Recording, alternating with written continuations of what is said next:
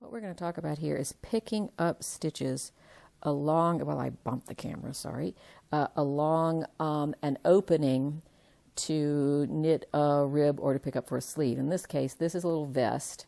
Looks kind of weird because I've already started picking up stitches on it, but here's the vest. This side hadn't been touched much. Here's the vest. I've cut open the steek up the front. It has a V-neck, here.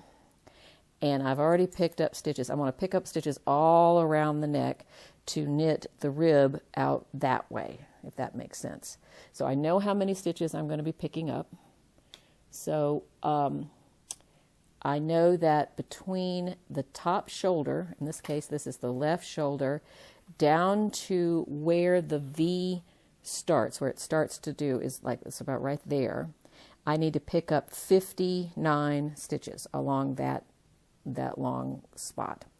So I'm going to, and I use, you can use straight pins with, with a marker. You can use DPNs. I just happen to grab a couple of extra, cable needles. I've got another one here.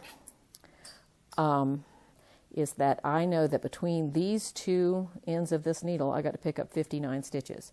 That's almost 60.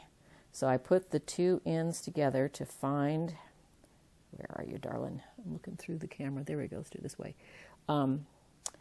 Halfway through, that is actually right around 29 or 30 right there.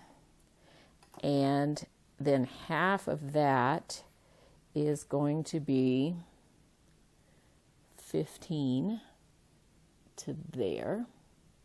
And if I wanted to, I could get another needle and start picking up,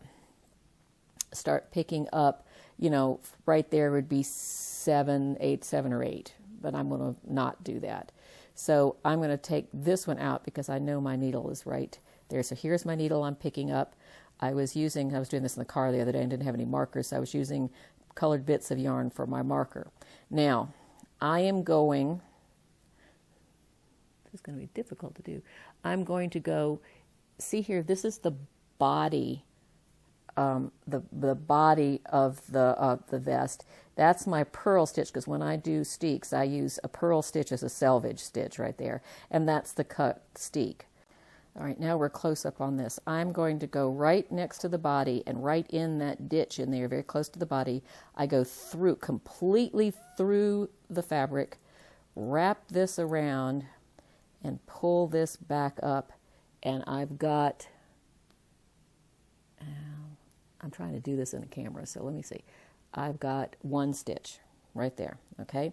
So I'm going to keep going until I get to this marker right there, and this marker right here, sorry, I'm off camera. This marker right here, I'm going to pick up 15 stitches in there so that it's a matter of just spacing them out. So I'm going down in, wrap around, back out again, that's 2. 3, 4, I want to be at about 7 halfway up, which is about right there. So that's 5 years. Oops, sorry. Try that again so you can see it. Wrap it around the needle and then pull it through. Yeah, 5, 6. You go in, wrap it around, pull it through, that's 7.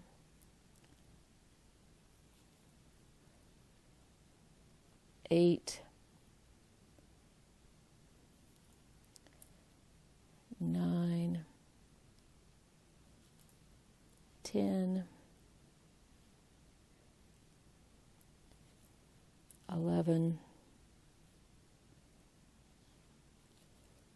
12,